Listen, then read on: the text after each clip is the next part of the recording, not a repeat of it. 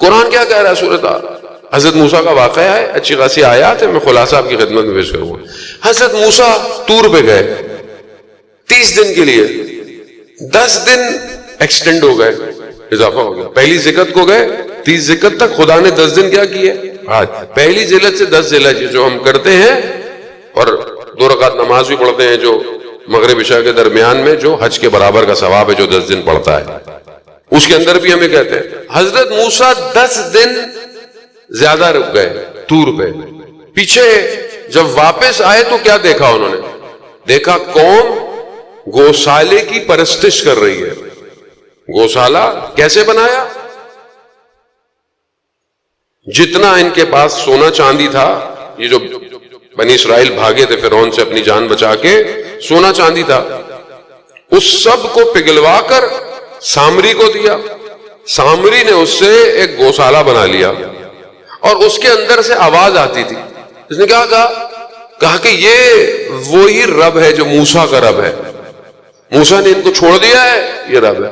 پوری قوم، جان محترم توجہ، وہ قوم جو فرعون سے نجات دیکھ چکی تھی، وہ قوم جو دریا نیل کے معجزے دیکھ چکی تھی، وہ قوم گوسالے کی عبادت کرنے لگ گئی۔ قرآن عبرت ہے، ہمیں ہدایت نہیں ملے گی، ہم پڑھ کے مردے کو کیا ہدایت ثواب بخشیں گے؟ وجہ کیا تھی؟ پیچھے حضرت ہارون کو اپنے وصی کو چھوڑ کے گئے تھے، اور انہوں نے جا کر اقدام بھی کیا، لیکن قوم نے سنا ہی نہیں۔ کہا نہیں، موسیٰ آئیں گے تو۔ جب حضرت موسیٰ آئے، قرآن کہہ رہا ہے حضرت موسیٰ غضبناک ہوئے، اپنے بھائی ہارون کے پکڑا بھی صحیح، ان کا مجھے تو چھوڑ دے، میرا کیا قصور ہے؟ سامری سے پوچھا بھی تم نے کیا کیا؟ یہ سامری کیا کہتا ہے؟ بس یہ ایک نقطے پہ آپ کو لاگے پہنچانا۔ سامری کہتا ہے کہ جب یہ جو دریا کا راستہ بنا تھا تو میں نے دیکھا کہ مرکب پر دریا خشک کیسے ہو رہا ہے۔ حضرت جبرائیل جا رہے ہیں، حضرت جبرائیل کے مرکب کے قدموں کی وجہ سے یہ جگہ خشک ہو رہی تھی۔ وہ جو مٹی تھی وہ میں نے اٹھا کے چھپا کے رکھ لی تھی۔ اس مٹی کے اندر تاثیر تھی، ظاہر ہے کچھ تو چیز تھی وہ۔ یعنی کیا؟ یعنی حق کو تھوڑا سا چھپا لیا، پھر کیا کیا؟ باطل میں کہا مجھے شیطان نے وسوسہ کیا، اور میں نے سونوں سے گوسالہ بنایا اور مٹی اس میں ڈال دی۔ باطل خود کچھ نہیں ہے، حق ملاوٹ کی جاتی ہے۔ میں بہت زیادہ سٹریس نہیں دوں گا اس جملے پہ، اب نہ بہت زیادہ زوم کر کے میں آپ کے لیے چیزیں کھولوں گا۔ اب آپ کے اندر اتنی رشد عقل کے اندر ہونی چاہیے کہ چیزوں کو اب آپ خود سمجھیں کہ کس طرح باطل حق کا سہارا لے کر اندر گھس کے تباہ کر رہا ہے، تباہ کر رہا ہے۔ اللہ صلی علی محمد یا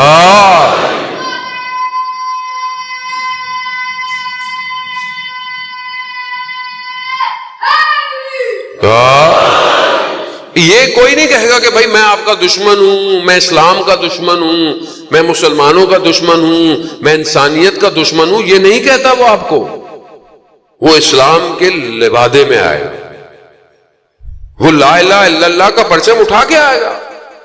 مسلمانوں کو کاٹ رہا ہے، مسلمانوں کو مار رہا ہے۔ یہ بیسٹ ٹول، اگر آپ کو بتاؤ کہ سامنے اسلام دشمن طاقت ہے، قوت ہے، تو آپ پوری طاقت کے ساتھ لڑیں گے نا اسے۔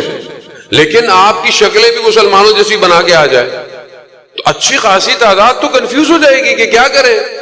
نعرہ بھی وہی ہو، باتیں بھی وہی ہو، کام سارے الٹے ہوں۔ یہ دشمن کا آج کا حربہ نہیں ہے، یہ اس وقت کا حربہ ہے بنی اسرائیل سے۔ یہ آپ کے سامنے جو ایسی فوجیں بنا دی انہوں نے جس کے حلیے مسلمانوں جیسے ہیں، لیکن کام سب کسی اور کے ایجنڈے پہ ہو رہا ہے۔ یہ مسلمانوں کو، خود مسلمانوں کو سمجھنا چاہیے کہ اگر کوئی آپ کی صفوں میں گھس کر آپ کے اساس کو، مسلمات کو نقصان، اسلام کیا کہتا ہے؟ اسلام کہتا ہے کہ کسی چاہے وہ کافر کیوں نہ ہو، چاہے وہ گوبھی ہو، ان کے کسی بھی چیز کو نقصان نہیں پہنچاؤ. اور ہم اسلام کے نام پر اپنے ہی ملک کو جلا دیتے ہیں، بعض اوقات اپنی دکانوں کو تباہ کر دیتے ہیں. تو آپ دیکھیں کہ مسلمان ہیں. اسلام تو جنگ کے اندر کہہ رہا ہے کہ درختوں کو بھی نقصان نہیں پہنچاؤ.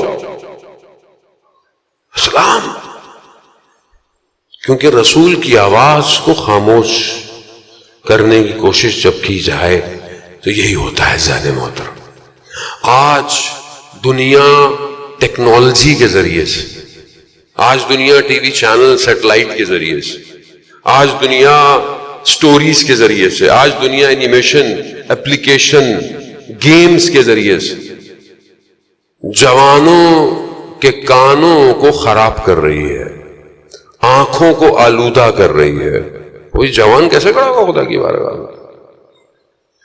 ساری محنت اس لیے ہے کہ یہ ایک جوان برباد ہو جائے. بس اتنی انویسٹمنٹ اس لیے ہے کہ یہ جو اتنی محنت ہو رہی ہے دنیا میں کہ یہ سب جمع ہوں اور اس ایک کے امت بنے، یہ امت نہ بن پائے. اور ہم سب کہیں نہ کہیں ان چیزوں کا شکار ہو رہے ہیں. ہمیں نہیں پتا کہ ہم کب دشمن کے اعلی کار بن جاتے ہیں، ہمیں خود نہیں پتا. کیسے اپنے آپ کو خاص صاف کرے. یہ مجلس حسینی یہ پاک کرتی ہے، یہ طاہر بناتی ہے. جو یہاں پر آ کر گریہ کرتا ہے، روتا ہے، خود چاہے شہید مطہری فرماتے تھے کہ چاہے چھوٹا سا قطرہ بھی آپ کی آنکھ کا آنسو آتا ہے نا، یہ خدا اس قطرے کی وجہ سے بھی جہنم کی آگ سے بچا دے گا. مجلس ہے اس لیے، سب کے لیے ہے. یہ آؤ، یہ دروازہ کھلا ہوا ہے. اس مظلومیت کو پہچانو، اس حقانیت کو پہچانو. یہ وارث انبیاء ہے جو کربلا آیا ہے، یہ وارث اوصیاء ہے، اولیاء ہے، یہ اللہ کا نمائندہ ہے. اس کے مقابلے میں جو آیا ہے وہ رسول کے دین کو خاموش کرنا چاہتا ہے، بجھانا چاہتا ہے، دبانا چاہتا ہے. کوئی وحی نہیں تھی، کوئی حلال کوئی حرام نہیں ہے، اور امت خاموش ہے. جب امت خاموش ہو جائے، اس امت کو جگانے کے لیے شہید کے خون کے قطرے قوموں کو بیدار کرتے ہیں. شہید الشہداء نے جو قربانی دی ہے، آج اگر کوئی کہیں پہ بھی نماز پڑھ رہا ہے، سب امام حسین علیہ السلام کے صدقے میں ہے. آج مسلمان حج کر رہا ہے، آج مسلمان عمرے کر رہا ہے، یہ سب امام حسین علیہ السلام کی قربانی کی وجہ سے.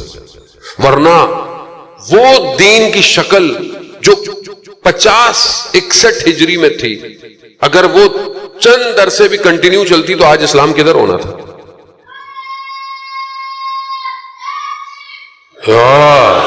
اس لیے بہرحال اپنے آپ کو پہچانے، ملکی سطح پر حد اقل اپنے آپ اتحاد پیدا کریں، مسلمان آپس میں، شیعہ آپس میں، اور اصل ہدف کی طرف بڑھے. خدا نے انسان سے بندگی مانگی ہے. بس آج آپ بندگی کریں، خدا خود آپ کا انتخاب کرے گا.